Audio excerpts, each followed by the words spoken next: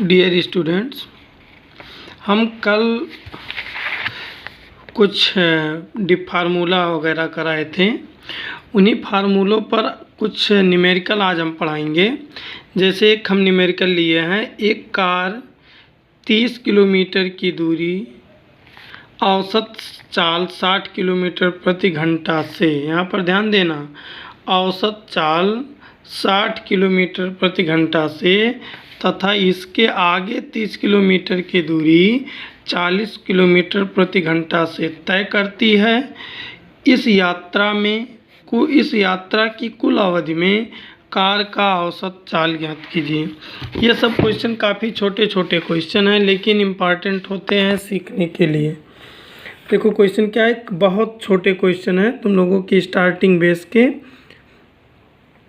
देखो क्या कह रहा है, एक कार 30 किलोमीटर की दूरी 60 किलोमीटर प्रति घंटा की चाल से आगे 30 किलोमीटर 40 किलोमीटर प्रति घंटा से चल रहा है। तो कह रहा है कुल औसत चाल ज्ञात कीजिए। तो यहाँ पर देखो हम बता रहे हैं, औसत चाल बराबर, यहाँ पर ध्यान देना, औसत चाल बराबर एक फार्मूला होता है कुल दूरी बटे कुल समय। फार्मूला क्या होता है, कुल दूरी बटे कुल समय। कुल दूरी बटे कुल समय, यहाँ कुल दूरी होगा। तो अब देखो यहाँ पर तुम देखो वास्तव में कार कितना दूरी चल रहा है। पहले 30 किलोमीटर चल रहा है, फिर से दोबारा 30 किलोमीटर चल रहा है।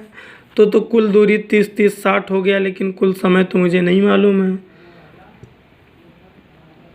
तो हम क्या करें, पहले 30 किलोमीटर चलने में कितना समय लगा, दूसरा 30 किलोमीटर चलने में कितना समय लगा, दोनों को निकाल कर जोड़ दें, कुल समय मिल जाएगा। तो देखो क्वेश्चन को स्टार्ट कर रहे हैं सॉल्व करना। यहाँ पर लिखेंगे कार द्वारा, देखो यहाँ पर कार द्वारा तय की गई कुल दूरी, न्यूमेरिकल है इसलिए पेज पर बता रहे हैं ताकि ज़्यादा क्वेश्चन सॉल्व हो जाए। पहले वो 30 किलोमीटर चल रहा है, फिर से 30 किलोमीटर चल रहा है, तो टोटल कितना हो जाएगा, 60 किलोमीटर। लेकिन देखो समय निकालना पड़ेगा। पहला 30 किलोमीटर वो किस चाल से चलता है, 60 किलोमीटर प्रति घंटा। तो देखो चाल बराबर क्या होता है, चाल बराबर तुम लोग फार्मूला पढ़े हो, दूरी बटे समय पढ़े हो ना। तो समय बराबर क्या हो जाएगा, दूरी बटे चाल। तो यहाँ पर लिखो, प्रथम कार द्वारा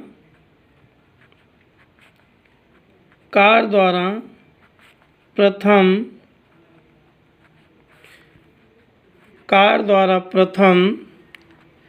30 किलोमीटर की दूरी 30 किलोमीटर की दूरी तय करने में लगा समय, तय करने में लगा समय। ये समय निकाल दो। तो जब ये समय निकालोगे तो समय बराबर पड़े हैं दूरी बटे चाल, तो यहाँ पर लिख देंगे दूरी बटे चाल। अब देखो पहला दूरी कितना चल रहा है, पहले 30 किलोमीटर चल रहा है, किस चाल से चल रहा है, 60 किलोमीटर। तो ये क्या आ गया, 1/2 घंटा। यानी कि पहले हमारी कार कितना चला, 1/2 घंटा। फिर वो अगला 30 किलोमीटर की दूरी किस चाल से चल रहा है, 40 किलोमीटर घंटा।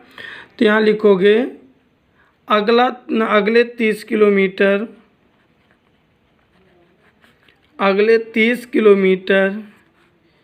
की दूरी 30 किलोमीटर की दूरी तय करने में लगा समय बराबर फिर वही दूरी बटे चाल। दूरी कितना चल रहा है, 30 किलोमीटर, किस चाल से, 40।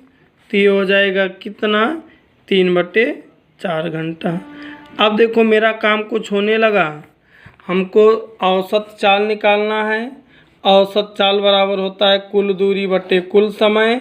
कुल दूरी मुझे मालूम है 60 किलोमीटर, और देखो पहले आधा घंटा चला 1/2, फिर कितना चला 3/4, तो कुल समय यहाँ हम लोगों को मिल जाएगा। यहाँ पर हम लोगों को कुल समय मिल जाएगा। कुल समय निकालने के लिए दोनों को क्या करें, जोड़ दें, 1/2 और 3/4, और एलसीएम लेकर जब ऐड करोगे तो यह आ जाएगा 5/4 घंटा। कुल समय आ गया, कुल दूरी आ गया। अब हम लोग काम अपना कर सकते हैं। अतः कार का औसत चाल, इस सब क्वेश्चन को तुम लोग नज़रअंदाज करते हो कि बहुत ईजी है और लास्ट में ये सब छोड़ देते हो, नहीं कर पाते हो एग्ज़ाम में। औसत चाल बराबर फार्मूला क्या पढ़े हैं, कुल दूरी बटे कुल समय। तो कुल दूरी कितनी है 60, और समय कितना ले रहा है 5/4 घंटा।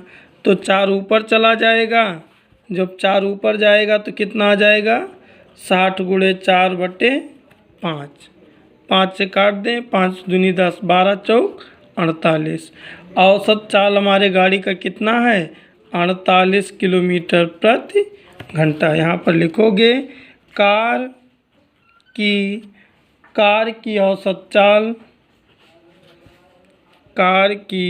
औसत चाल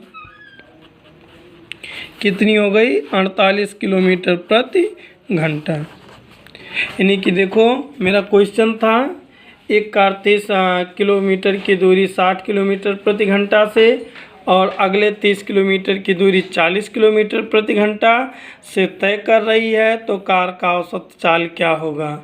तो हमने क्या किया, पहले कुल दूरी निकाल दिया, समय नहीं मालूम था, दोनों समय निकाल दिए, दोनों समय निकाल कर जोड़ दिए, कुल समय मिल गया। और जब कुल दूरी और कुल समय हमको मिल गया तो हम अपने कार का औसत चाल का फार्मूला लगा दिए, कुल दूरी बटे कुल समय, और आ गया मुझको 48 किलोमीटर प्रति घंटा। अब इसी तरीके से अगला क्वेश्चन देखो। इसी तरीके से एक और बहुत ईजी क्वेश्चन हम नोट किए। देखो क्या, एक कण एक सरल रेखा में नियत चाल 4 मीटर प्रति सेकंड से 2 सेकंड तक तथा अगला 6 मीटर प्रति सेकंड से 3 सेकंड तक गति करता है। कण का औसत चाल ज्ञात करो। बहुत इजी क्वेश्चन, देखो बहुत इजी क्वेश्चन ये भी कि देखो औसत चाल बराबर हम फार्मूला बताए हैं, यहाँ पर ध्यान देना। हम औसत चाल बराबर तुम लोगों को फार्मूला बताए हैं, औसत चाल बराबर कुल दूरी बटे कुल समय, कुल समय।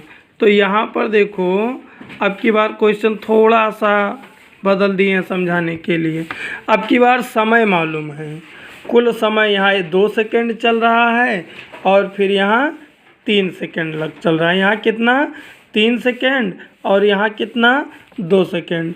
तो लिखोगे कण के यात्रा का कुल समय, क्या, कण के यात्रा का कुल समय, यात्रा का कुल समय कितना आएगा, यहाँ पर 2 सेकंड और यहाँ पर 3 सेकंड, कुल मिला के कितना हो गया 5 सेकंड। फिर आगे देखो, फिर आगे फार्मूला देखो, कुल दूरी बटे कुल समय होता है, तो दूरी तो है नहीं, तो दूरी निकालना पड़ेगा। पहले 4 मीटर प्रति सेकंड से चल रहा है तो निकालो। लिखो कण पहली बार 4 मीटर प्रति सेकंड की वेग से कितना सेकंड चलता है 2 सेकंड गति करता है। तो जब 2 सेकंड गति करता है तो यहाँ निकाल दो, चाल बराबर होता है दूरी बटे समय, चाल बराबर क्या होता है दूरी बटे समय। तो दूरी बराबर क्या हो जाएगा चाल गुणे समय।